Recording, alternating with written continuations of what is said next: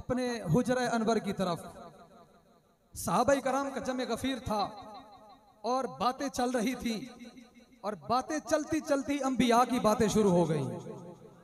सहाबाई कराम हैं और बातें अंबिया की कर रहे हैं, और इतने में एक सहाबी खड़े हो जाते हैं और कहते हैं कि मेरे साथियों, मेरे संगियों, मेरे बेलियों, जरा देखो रब्बुल जलाल ने हजरत आदम अलैहिस्सलाम को कितनी शान अता फरमाई है कि खालिक़े कायनात ने हजरत आदम अलैहिस्सलाम को अपना खलीफा बनाकर जमीन पे भेजा है, और पूरे अंबिया के ये बाप भी हैं और इंसानों के ये बाप हैं और अबुल बशर हैं, और अल्लाह पाक ने रुए जमीन पे पहला इंसान इनको बना के भेजा है और पहले नबी बनकर भी आए हैं।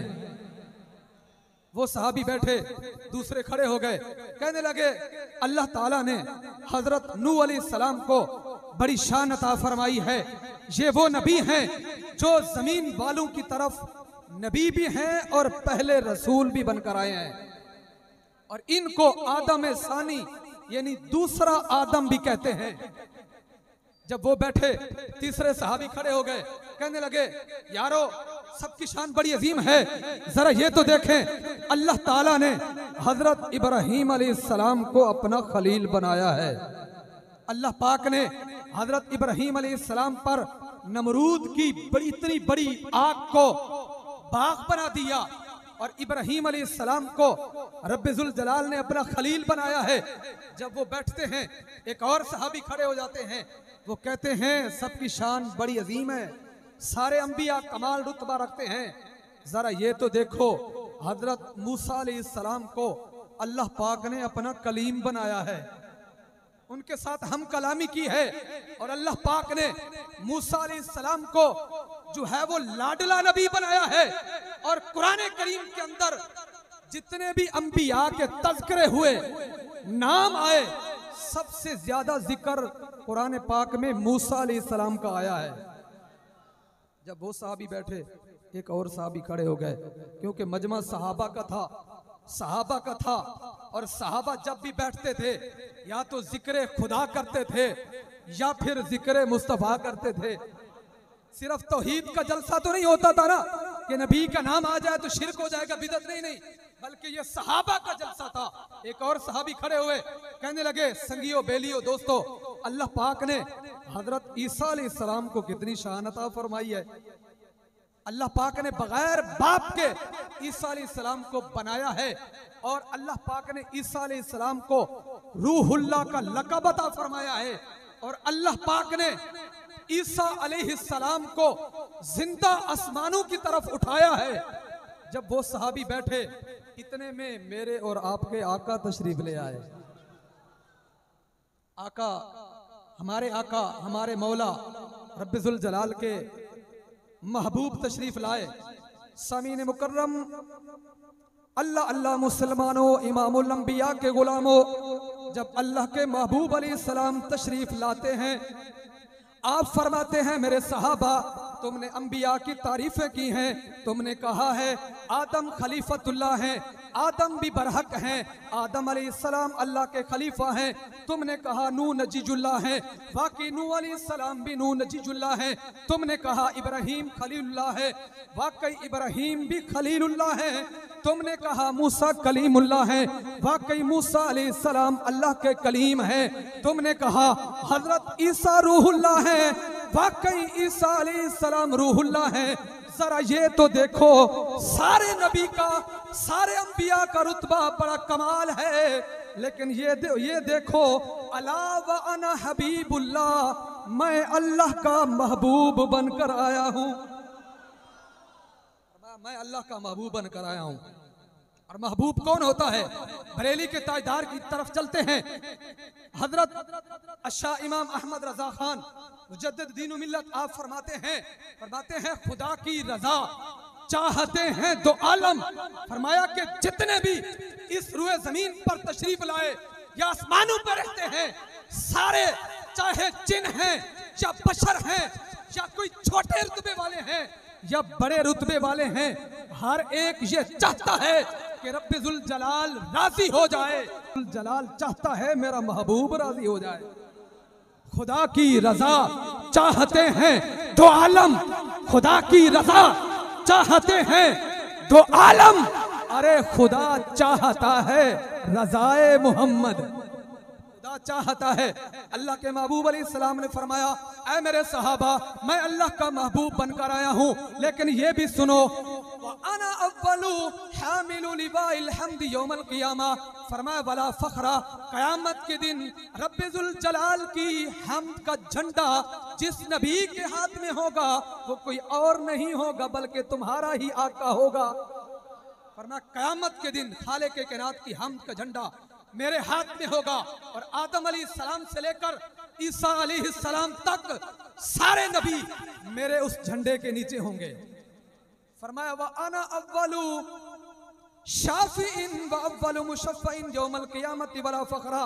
फरमाया ऐ मेरे सहाबा, क़यामत के दिन जब सब अंबिया के लब बंद होंगे, सारे नफ्सा नफ्सी के आलम में होंगे, किसी को रब्बे जुल जलाल की बारगाह में दम मारने की भी इजाजत और जुर्रत नहीं होगी। उस वक़्त जो रब्बे जुल जलाल की बारगाह में अर्श के सामने सजदा रेज हो जाएगा और खालिक़ कायनात की ऐसी हम्दो सना करेगा कि कायनात में किसी ने ऐसी हम्द रब्बे जुल जलाल की किसी ने नहीं की होगी। और उस वक़्त मैं खालिक़ कायनात की बारगाह में सजदे में चला जाऊंगा, रब्बे जुल जलाल की हम्द और तस्बीह बयान करूंगा। उस वक़्त रब्बे जुल जलाल हज़रत जिब्राईल अलैहिस्सलाम को मेरी शफाअत का जुब्बा दे के भेजेगा, शफाअत का ताज दे के भेजेगा। फरमाया उस वक़्त क़यामत के दिन शफाअत का जुब्बा भी मैं पहनूंगा और शफाअत का ताज भी मैं पहनूंगा और खालिक़ कायनात की बारगाह से मेरी तरफ ये आवाज आएगी, या हबीब अल्लाह इरफा रासका, ऐ मेरे महबूब अपने सरे अनवर को उठाइए। वकुल तुस्मा, आज आप बात करें, जिस के हक में आप शफात करते जाएंगे मैं रब आपकी शफात को कबूल करता जाऊंगा। वकुल तुस्मा वशफा तुशफ़ा, ऐ हबीब आप शफात करें, आपकी शफात को कबूल किया जाएगा। ऐ हबीब आज आप जिस के बारे में शफात करेंगे उसके हक में शफात भी कबूल की जाएगी। आका अलैहिस्सलाम फरमाते हैं फिर क्या होगा, रब्बे जुल जलाल अर्श को मेरे लिए बिछा देगा और मुझे अर्श पे बिठाएगा। सारे नबी आदम अलैहिस्सलाम से लेकर ईसा अलैहिस्सलाम तक सारे अंबिया नीचे होंगे, ऊपर होगी तो जात रब्बे जुल जलाल की होगी और उसके बाद अगर किसी की जात होगी तो वो रब्बे जुल जलाल के महबूब मोहम्मद मुस्तफ़ा की जात होगी। पर मैं जब मेरा मकाम देखेंगे ना सारे कहेंगे बल्ले ओ बल्ले मोहम्मद मुस्तफ़ा, आज तो आपकी शान ही निराली है। हमने सुना था कि आपके चर्चे तो सिर्फ दुनिया में हैं, लेकिन आज हमें पता चला है कि दुनिया में तो शान आपकी थोड़ी सी बयान हुई है, अक्सर तो आज आपका अजीम मकाम रब्बे जुल जलाल ने क़यामत को ही दिखाया है। और आका अलैहिस्सलाम फरमाते हैं व अना अव्वलु मन युहर्रिकु हिलकल जन्नह फयफ्तहुल्लाहु ली, फरमाया क़यामत के दिन जन्नत का दरवाज़ा मैं खटखटाऊंगा, मेरे लिए जन्नत का दरवाज़ा खोला जाएगा और रब्बे जुल जलाल सबसे पहले जन्नत में मुझे दाखिल फरमाएगा और मेरे साथ मेरी उम्मत के गरीब लोग होंगे, ईमान वाले गरीब लोग। अल्हम्दुलिल्लाह हम गरीबों में से हैं, अल्हम्दुलिल्लाह। क्यों? हदीस पाक है इस्लाम गरीबों से निकला है, गरीबों में रहेगा और इस्लाम गरीबों से ही उठाया जाएगा। और आका अलैहिस्सलाम ने फरमाया व अना अकरमुल अव्वलीना वल आखिरीना वला फखरा, फरमाया क़यामत के दिन रब्बे जुल जलाल मेरी शान जब दिखाएगा तो सारे अंबिया अपनी जबान से ये कहेंगे कि कायनात बनने से लेकर कायनात के खत्म होने तक जितने भी शानों वाले आए हैं, जितने भी मर्तबे और मकाम वाले आए हैं, रब्बे जुल जलाल ने हर एक से मर्तबा, मकाम, शान, इज्जत, रिफत और बुलंदी अपने महबूब को ही अता फरमाई है। इसी वजह से किसी शायर ने क्या खूब कहा, वो नबियों में नबी ऐसे के खत्मुल अंबिया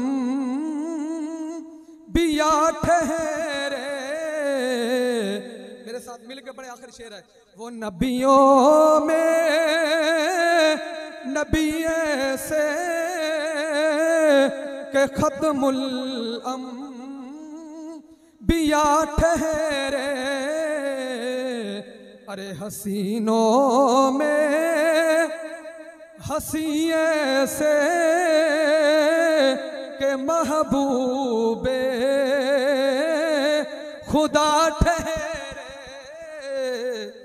हसीनों में हसीए से के महबूबे खुदा ठहरे। अब